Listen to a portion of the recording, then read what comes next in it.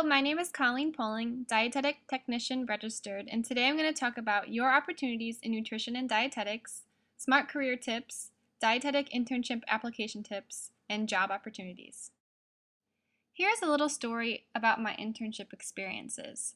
I applied for 7 internships in the spring of 2009 and did not get matched. Then I applied again to 8 more for this November matching in 2009, and after an interview flying out to Philadelphia, all paid by my non-existent bank account, still did not receive a match.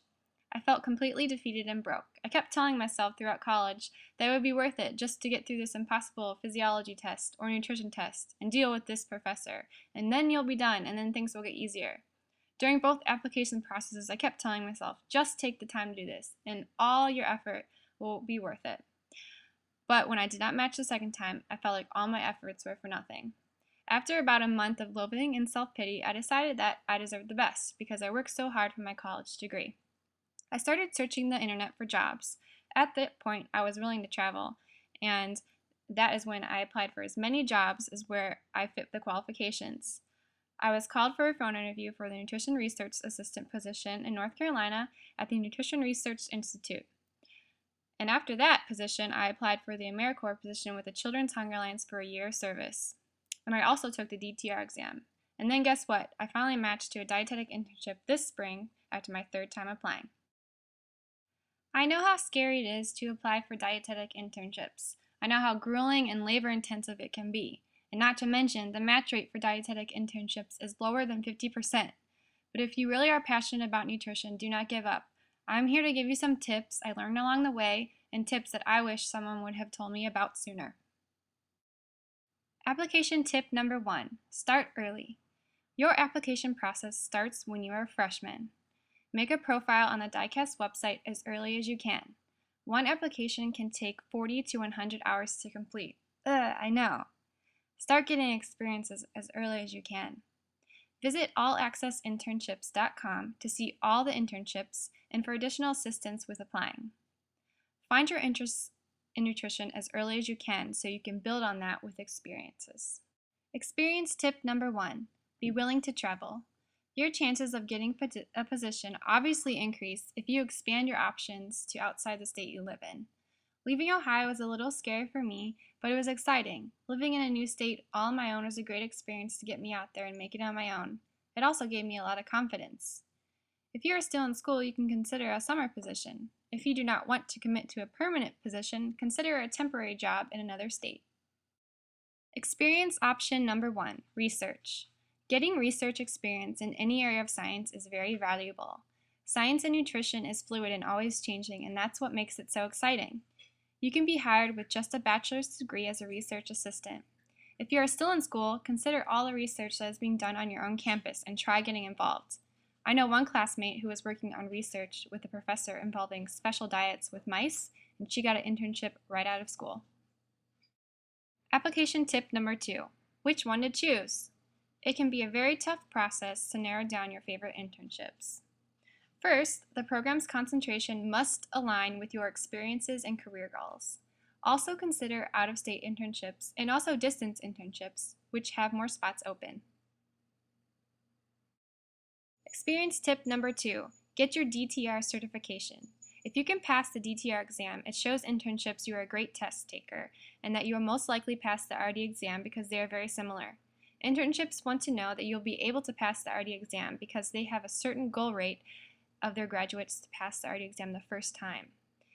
It is probably the best thing you can do for yourself after you graduate, especially if you have a GPA lower than 3.5. Experience option number 2, WIC. You can start off with a pretty good salary and gain great experience while you're at it. Volunteering at WIC is also a good option.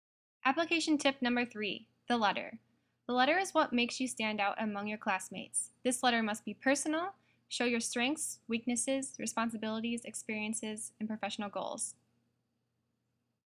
Experience tip number 3, networking and shadowing. One of the best advice I can give you is to network and shadow. I wish I would have gotten this advice when I was in college. Once you make connections, doors open for you. Dietitians want to help students, so be persistent when contacting them. Experience option number 3, get involved in the community. Join the Peace Corps, AmeriCorps, Health Corps, or just volunteer as much as you can. Get out there and see what's going on. Application tip number 4, references. You need 3 very strong references.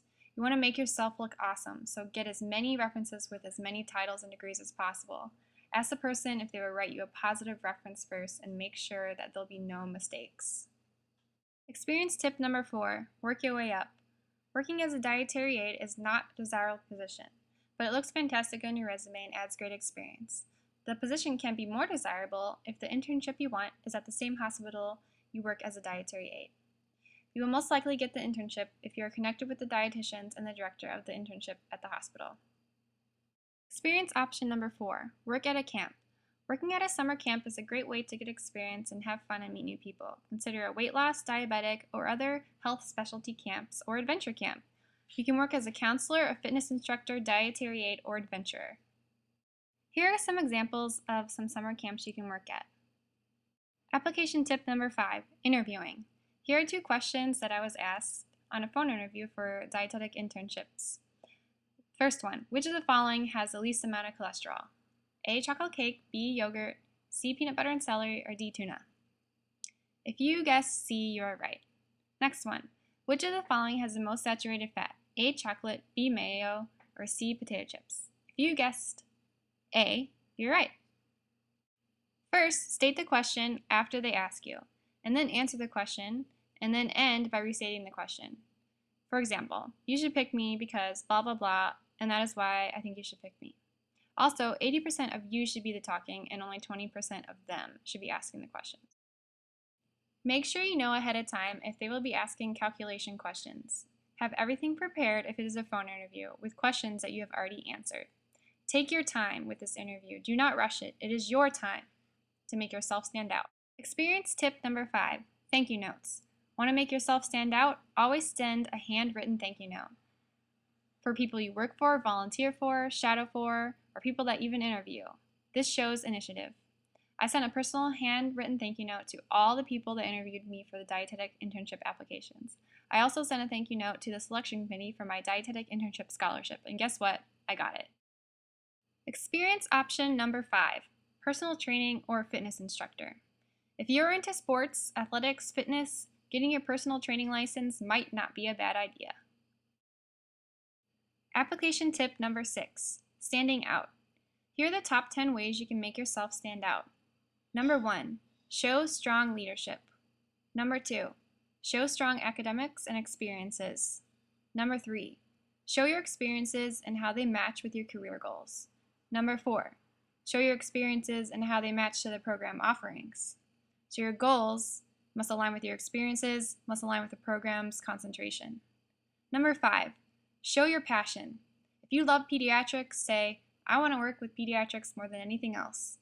Number 6, learn from your weaknesses and show how you improved upon them.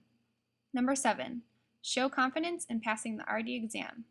Number 8, show self-determination and drive. Number 9, show confidence working with healthcare professionals. And number 10, try to attend all open houses. Experience tip number 6, think like an entrepreneur. Did you see the movie Social Network? Did it make you want to start your own business? Well, you can, and it is possible to start making money right now. You can teach non-medical nutrition with just a bachelor's degree, to one-on-one sessions and also group sessions. Visit your state's Board of Dietetics first so you do not violate any laws. Experience option number 6, nonprofits. Search for local nonprofits to get involved in at www.nonprofitlist.org.